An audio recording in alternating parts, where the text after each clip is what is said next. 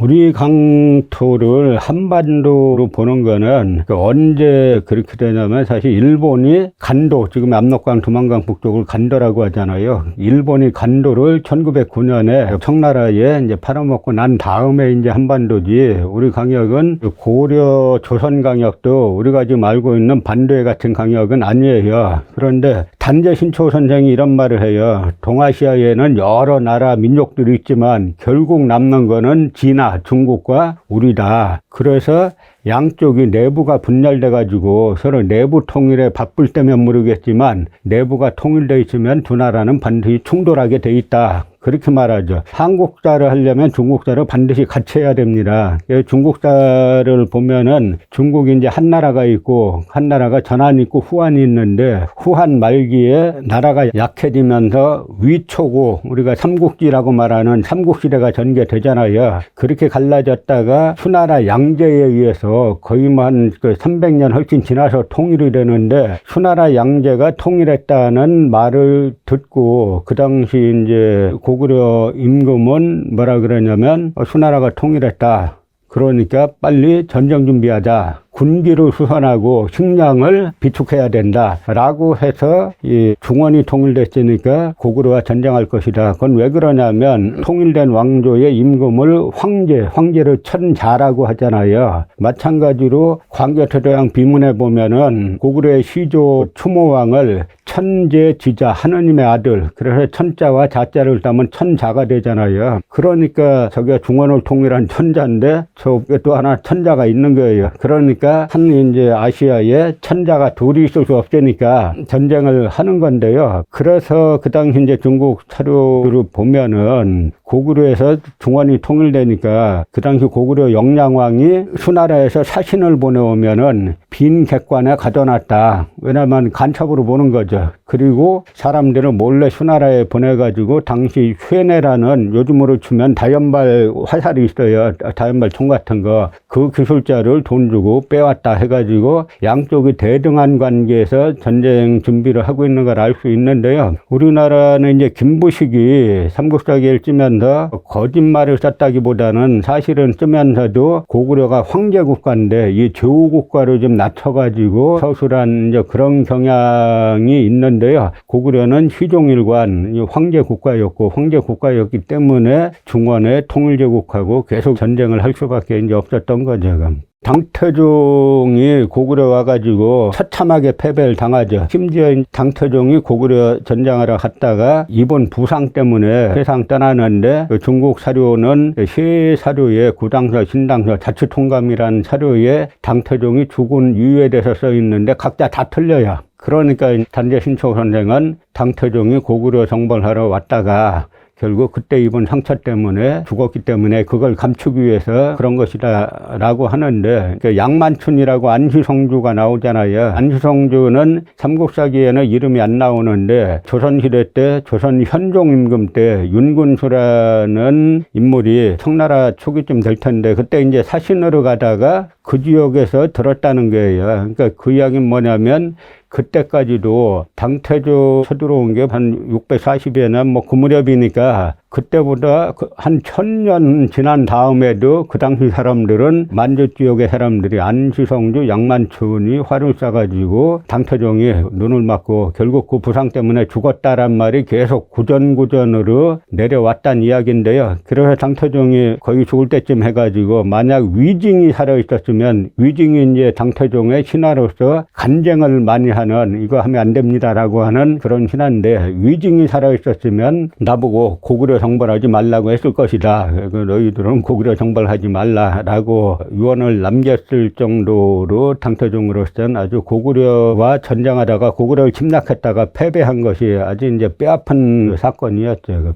그 낙랑이란 건 뭐냐면, 우리나라가 이제 그 고조선 중에 하나가 이제 위만조선인데, 위만조선을 중국의 한나라 무제가 무너뜨리고 그 자리에 설치했다는 4개 중국 식민지 9년이에요. 고대 식민지 9년. 4개 9년인데 낙랑군, 현도군, 진봉군, 임동군 이렇게 4개인데 낙랑군이 그 한사군이라는 4개 9년 중에 가장 중심이죠. 그런데 이걸 갖다가 이제 평양에 있다라고 지금까지는 한국 그 교과서에서는 뭐 지금 사용하는 교과서나 옛날에 사용하는 교과서나 뭐 내년부터 사용할 한국사 중고등학교 교과서나 다 똑같아요. 지금 평양 일대로 다 그려놓고 있는데, 그렇게 따지면은 이건 우리 학생들에게 그 낙랑군은 고대 중국 한나라의 식민지라는 거예요. 그게 평양이라는 거고, 그러면 우리는 고대부터 중국의 식민지였다라고 가르치고 있는 거잖아요. 이게 바로 중국 동북공정의 핵심 논리예요. 시진핑 중국 국가주석이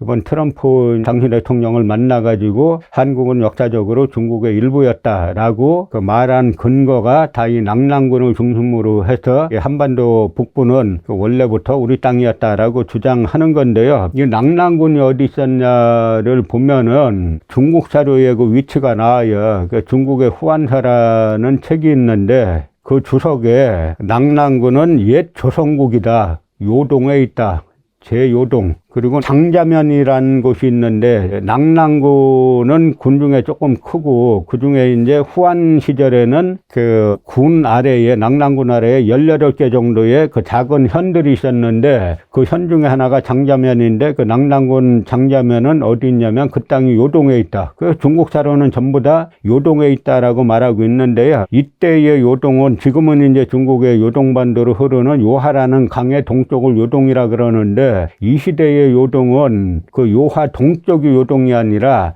지금의 하북성 일대가 요동이에요. 그래서 이건 무슨 이야기냐면, 위만조선의 수도가 이제 그 왕엄성이라는 곳인데, 그 고지역들의 위만조선의 중심지 지역에 설치한 것이 낙랑군인데, 이 낙랑군의 위치가 중국 사료는 지금의 다 하북성에 있다라 그러는데, 우리는 아니야, 평양에 있어, 우리는 중국의 고대부터 식민지였어, 이렇게 학생들을 가르치고 있으니까 이건 정상적인 사고로는 이해하기 힘든 나라인 거죠.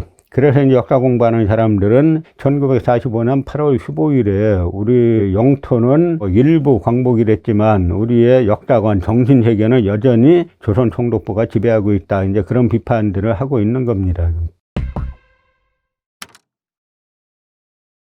실제로 고려의 북방강역하고 조선의 북방강역이 같아요. 그 고려 북방강역의 동북쪽은 두만강 북쪽 공엄진 천춘령이라는 곳이고, 서북방은 지금 심양, 선양이라고 불리는 심양 남쪽에 그 천령이라는 곳이 고려와 조선의 이제 북방 강역이에요. 그런데 우리나라 지금 현재 교과서들은 어떻게 가르치고 있냐면, 고려의 북방 강역이 지금 압록강에서 함흥까지 이렇게 비스듬히 그려놓고, 그 다음에 조선의 세종임금이 김종서와 최윤덕을 보내가지고 압록강과 두만강까지 강역을 확장시켰다, 이게 지금의 국경선이다, 이렇게 말하고 있어요, 교과서는. 그러고 나선 뒤에 가면은 간도를 갖다가 일본이 팔아먹었다, 이렇게 말하고 있죠. 그럼 한번 생각해 보면 고려 조선 1000년 넘는 세월 동안 간도는 우리 땅이 아닌 거가 되잖아요. 근데 우리 땅이 아닌데, 뭐 1000년 동안 우리 땅이 아니었는데 지금 1000년 전에 우리 거라 그래서 우리가 이스라엘처럼 팔레스타인 2000년 만에 들어가서 우리 땅이라고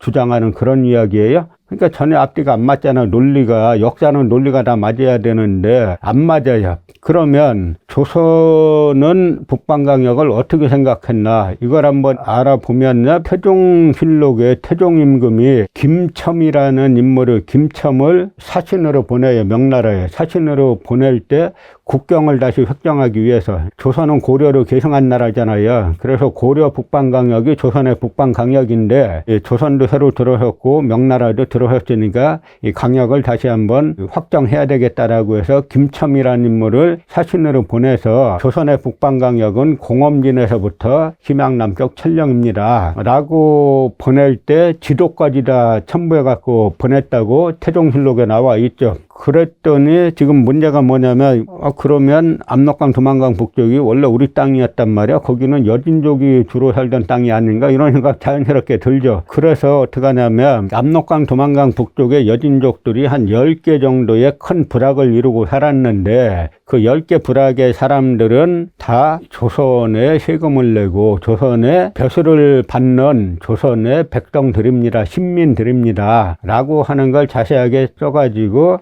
삼산천호, 이영리 불화 등 10곳의 인원을 허락한다라고 했는데 이게 무슨 말이냐면 이영리 불화라는 인물이 여진족 만주족인데 이성계가 조선을 개국할 때 개국공 1등 개국공신 중에 리지란이라고 여진족 의형제가 있어요. 그 리지란의 아들이 바로 여진어 발음으로는 이영리 불화고 조선 이름으로는 이화영이라고 쓰는데 이 이화영을 비롯해서 10곳의 사람들이 전부 다 조선의 신민입니다 라고 하니까 당시 명나라 영락제, 성조 영락제는 명나라 임금들이 다 주원장 빼놓고는 다 시원찮았는데 성조 영락제는 대단했던 인물이에요. 그래서 환관 정화를 보내서 아프리카까지 선단 이끌고 갔던 그런 임금인데 그 성조 영락제가 맞다 조선 너희국경은 지금의 그 심양 남쪽에서부터 공엄진, 두만강 쪽 공엄진까지다 라고 인정을 했고요. 그 국서를 보내왔어요. 그래서 태종 임금이 원래 우리 영토인데 명나라에 다시 한번 확장을 받았으니까 기뻐가지고 이 김첨이라는 인물에게 땅 15결, 땅 15결이면 지금으로 한 4만 5천 평쯤 되는 상당히 큰 땅이에요. 그걸 선물로 줬다라고 태종실록에 정확하게 나와 있어요. 그런데 우리나라 역사학자들은 이런 거 하나도 안 보거나 무시해버리고 그냥 일본인 식민사학자들이 한 거 따라가지고 세종 때 사군육진을 개척해가지고 비로소 조선국경이 압록강 두만강까지 올라갔다라는 거짓말로 지금 가르치고 있는 건데요. 세종 임금도 공부 열심히 한 분이잖아요. 그러니까 태종, 세종 다 공부 열심히 한 인물인데 세종 임금도 뭐라고 말하냐면 우리 조선 북방강역이 윤관이 세운 공엄진까지다라는 걸 알고 있어요. 그래서 보면은 세종이 고황제가 조선 지도를 보고 조서하기를 공엄진이 남은 조선강역이다라고 하였으니 경들이 참고하여 아뢰라 이렇게 말하죠. 고황제가 뭐냐면 명나라 시조 주원장을 말하는 거예요.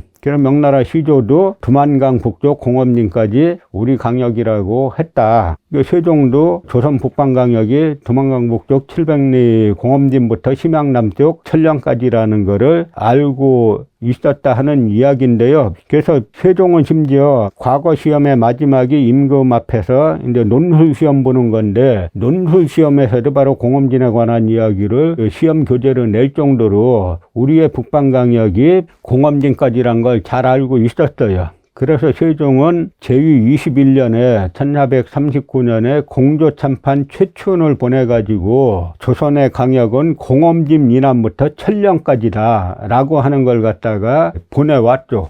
제가 딴 기록이 아니라 바로 우리나라 태종실록, 세종실록에 나와 있는 이야기들을 하는 거잖아요. 그러니까 한국이 참 이해가 안 가는 나라에 어떻게 보면은 저렇게 많은 대학에 저렇게 많은 역사학자들이 또 고려조선사 전공 역사학자들이 이걸 다 무시하고 실록을 무시하고 고려조선사를 하고 있는 건데요. 이 천령의 정확한 위치는 우리가 지금 학교에서는 천령을 어디로 가르치고 있냐면 지금의 함경남도의 안변이라는 곳이 있는데 거기를 갖다가 천령으로 설치한 곳이다 이렇게 이제 가르치고 있죠. 그런데 천령은 그 명나라가 고려 우왕 14년 1388년인데요. 요때 천령위를 명나라에서 설치하겠다라고 하니까 고려 우왕하고 최영 장군이 분개해가지고 요동정벌군을 띄우잖아요. 그래서 요동정벌군에 이성계하고 조민수를 복당시켰는데 이성계 조민수가 그 위화돼서 회군하면서 고려를 무너뜨리고 조선을 세우는 거죠.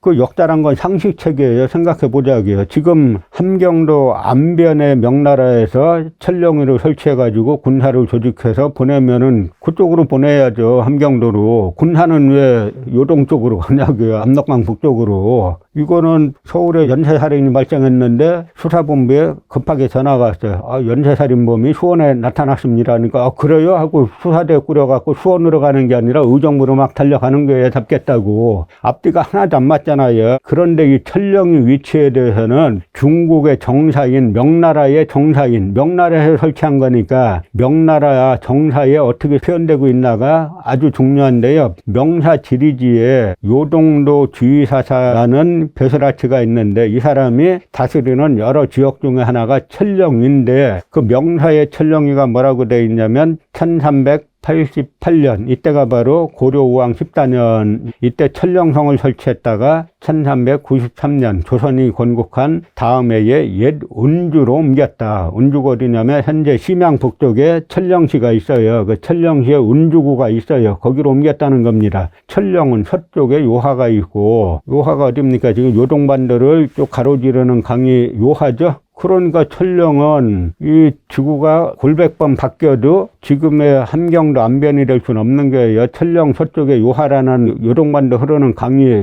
있잖아요. 그 다음에 남쪽에 버마가 있는데 모두 요하로 들어간다. 근데 여기서 중요한 게 제가 이 표지석이 봉집보 유지 이렇게 되어 있잖아요. 봉집보가 어디냐면 봉지편 자리인데 바로 명사 지리지에 천령이 동남쪽에 봉지편이 있는데 여기가 바로 봉집보 이 자리죠. 봉지편이 있는데 옛 천령성 자리이고 고려와 경계를 접하고 있다. 이 말이 뭐냐면 여기까지가 고려 땅이다 하는 이야기예요. 이렇게 이 지도에 나온 대로 두만강 북쪽 700리 공엄진하고 심양 남쪽에 천령을 그려놓은 최초의 지도인데요. 이제 온 국민을 위한 대한민국 역사 교과서를 편찬을 해냈어요. 2권짜리로. 제가 지금 말씀드린 여러 내용들이 이 책 속에 다 들어가 있어요. 고려는 말할 것도 없고 조선의 북방 강역도 지금의 심양 남쪽부터 공엄진까지다 이렇게 되는 건데요. 이 모든 역사는 상식이고 논리체계라 그랬죠. 이거를 이해하려면은 우리가 통일신라라고 말하는 신라 강역을 찾아봐야 돼요. 그래야 다 자연스럽게 연결이 되는 건데요. 우리가 지금 교과서에서 배우는 9종 교과서 어느 거나 말할 것 없이 다 똑같아요. 이 교과서를 이렇게 보면은 어떻게 되어 있냐면 신라의 중흥군주 중에 한 분인 진흥왕인데 진흥왕이 함경도까지 올라가서 황초령비하고 마울령비를 세우잖아요. 함경도 꼭대기까지 올라가서 진흥왕이 영토를 개척하고 이 순수비를 4개 순수비를 세우는데 지금 함경도까지 올라가 가지고 여기까지 신라 땅이다라고 하는 그 비를 세워요. 그런데 태종무열왕하고 문무왕이 통일하고 난 다음에 영토가 줄어들었어요.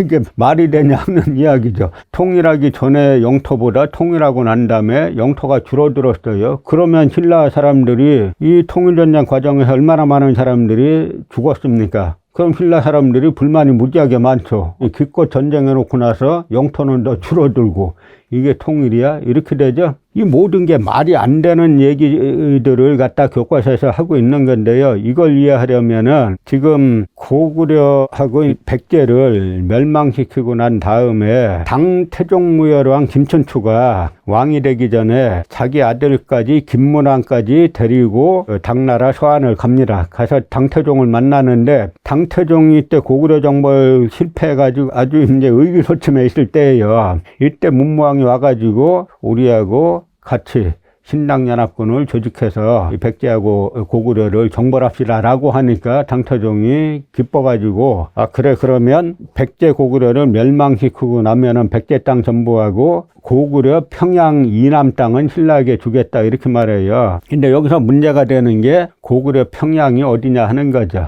당태종과 김춘추가 약속한 백제 고구려 땅을 무너뜨리고 나서 신라 강역이 지금의 북한 평양 남쪽이라 이러니까 영역이 줄어드는 거예요. 그런데 그 평양성은 당나라 시대 고구려 평양성은 지금의 평양이 아니라 지금 최소로 작게 봐도 지금 요하 부근에 요양이란 곳이 있는데 거기가 평양이다라고 하는 논문들이 많이 나와 있어요. 그래서 당나라에서 고구려를 무너뜨리고 그 자리에 안동도부를 설치하는데 안동도부가 몇 군데 이전 다니는데 이전한 곳 중에 한 곳이 어디냐면 지금의 하북성 창녀라는 곳이에요. 근데 우리는 안동도부가 평양에 있었다. 지금의 평양에 있었다. 이래 놓으면서 고구려 강역을 엄청 이제 축소시켜 놓고 있는 건데요. 그러다 보니까 나중에 당나라가 약속을 안 지키니까 신라 문무왕이 당나라를 공격해서 신당전쟁이 벌어지잖아요. 그러잖아요. 우리 교과서는 나당전쟁 그러잖아요. 아니, 이름을 붙이려면 앞을 붙여가지고 신당 이렇게 해야지 왜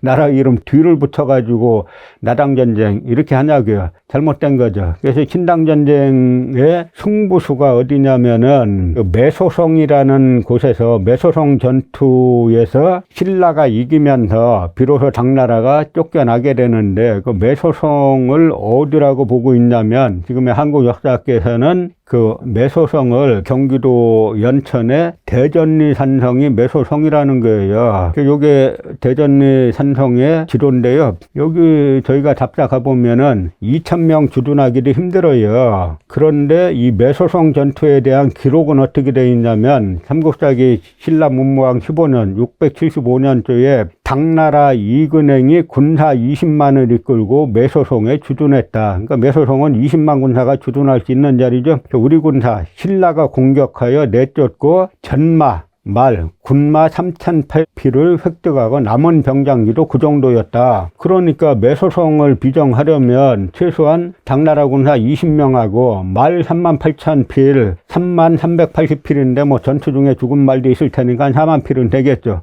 그러면 군사 20만하고 말 한 4만 필 정도가 주둔할 수 있는 지역을 갖다 매소성이라고 해야 되잖아요. 근데 우리는 이 연천의 대전리 산성은 한번 이 방송 들으시는 분들 한번 가보세요. 별로 멀지 않으니까 2,000명 주둔하고 말 100마리 주둔하기도 힘들어요. 거기에서는. 그러면은 어떻게 생각해야 되냐면 이게 완전 잘못된 거잖아요. 그러면 매소성이 어디냐? 당연히 만주에서 벌어지는 겁니다. 고구려 옛 땅에서. 그런데 우리나라 역사학자들은 절대 그렇게 안 해요. 결론을 만들어 놓고 사료가 틀렸다는 거예요. 그래서 어떻게 해석하냐면 당나라 군사 20만이 주둔했다는 거는 과장이다. 그럼 역사학에서 과장일 수도 있어요. 그러면 그걸 과장이라고 하려면 다른 사료를 보니까 20만이 아니라 2,000명이라고 됐다 하든지, 아무 근거도 없이 나는 못 믿겠어, 그 과장이야. 그러면서 만주 옛날 고구려 강역에서 싸웠던 그 전투지를 지금의 연천에 그려놓으니까 요즘에 중국 동북공정 진행하는 중국 학자들이 이게 웬 떡이야 알고 보니까 해가지고 여기 중국의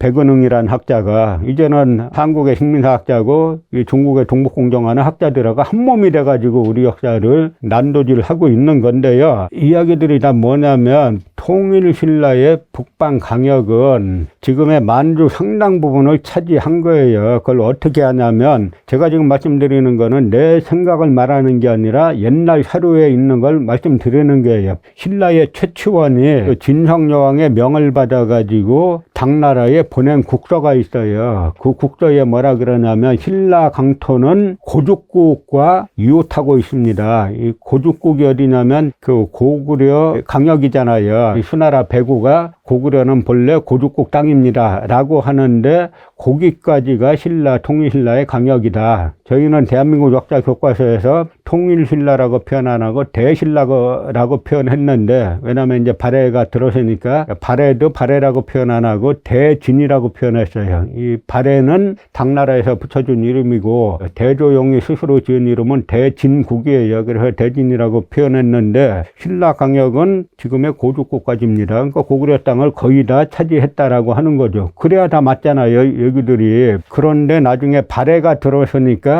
발해한테 조금 밀려가지고 내려왔지만, 일정 부분 내려왔지만 만주의 상당 부분은 신라가 차지하고 있었고 그 강역을 그대로 고려가 차지했고, 그러니까 고려가 차지했으니까 그 땅을 그 다음에 조선이 차지했고, 그러니까 간도가 자연히 우리 땅이 되는 거예요, 자연스럽게. 그런데 이런 사실을 제가 이야기하면은 사람들이 너무 이제 배운 거하고 다르니까 이게 사실이냐라고 하면서 저 세층제 식민사학자들은 엄청 비난을 하는데, 그 식민사학자들은 뭐 주민증은 대한민국이라고 돼 있겠지만 한국 사람이라고 보면 안 돼요. 중국하고 싸울 땐 중국 편을 들고 일본하고 싸울 때 일본 편을 드는 사람들이니까 이 정신은 한국 사람들이 아닌 거죠. 일본 서기의 편찬자들은 주로 이제 그 백제계가 주로 많이 편찬하는데요. 근데 뭐 일본의 그 당시 이제 지배층은 가야 백제계뿐만 아니라 신라 고구려계가 다 지배층인데 주로 백제계가 편찬을 주도하는데 어떻게 하냐면 720년에 편찬을 하거든요. 근데 백제가 663년에 망했고 고구려가 668년에 망했잖아요. 그러고 한 4, 50년 후에 이걸 편찬하면서 두 가지 사실을 왜곡하는데 하나는 뭐냐면 시간을 엄청 늘려놔요. 그래서 야마도 외에는 아까 이제 말씀드린 것처럼 3세기 경에야 가야계가 건너가서 시작하는데 이걸 갖다 서기 전 660년 날짜까지 2월 10일에 시작했다라고 해서 한 1000년 정도를 역사를 늘리고 그게 큰 왜곡이고 그래서 일본 서기는 시간이 안 맞아요. 연대가. 그래서 한 왕의 사적을 2명으로 만들었다 3명으로 만들었다 해가지고 일본 서기는 그 100명이 연구하면 학설이 100개 나온다라는 말이 있을 정도로 시간부터가 안 맞죠. 그 두 번째는 일본이란 나라는 처음에 가야계가 시작했다가 나중에 백제계가 주도를 하는 건데 이걸 갖다 거꾸로 바꿔가지고 야마도회가 처음부터 황제국이고 나머지 백제, 신라, 가야, 그 다음에 고구려도 전부 다 야마도의 신하국인 것처럼 조작을 해놨죠.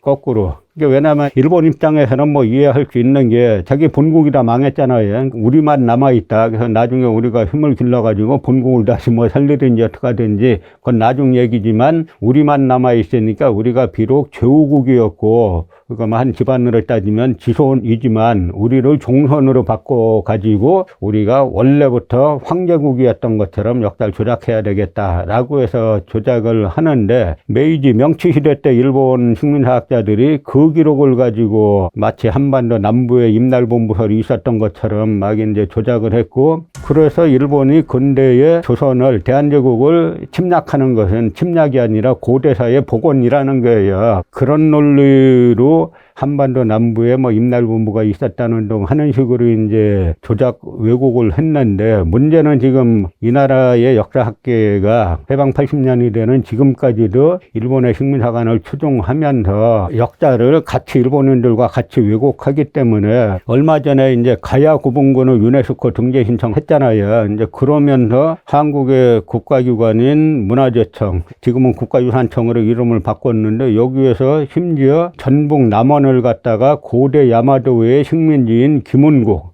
그리고 경상남도 그 합천을 갖다가 고대 야마도 외의 임나일본부의 하나라는 다라국으로 유네스코에 신청했었어요. 그러니까 일본 서기에 입각한 고대 한국이 일본의 식민지였다라고 하는 내용을 대한민국 이제 고대 사학자들에게 정부기관에서 용역을 줘가지고 그 용역 결과 가지고 고대부터 식민지였다라고 하는 내용으로 유네스코 등재 신청했다가 전국 각지의 역사운동가들이 들고 일어나가지고 겨우 지난한 싸움 끝에 이 김운과 다라라는 이제 일본 서기 용어가 빠졌고요. 또 하나 이제 전라도 천년사를 만들면서 전라도로 고대부터 야마도의 식민지인 것처럼 써놔가지고 이때 특히 이제 호남의 역사운동가들 중심으로 많은 항의 끝에 현재 이제 발간이 중단된 그런 상태입니다.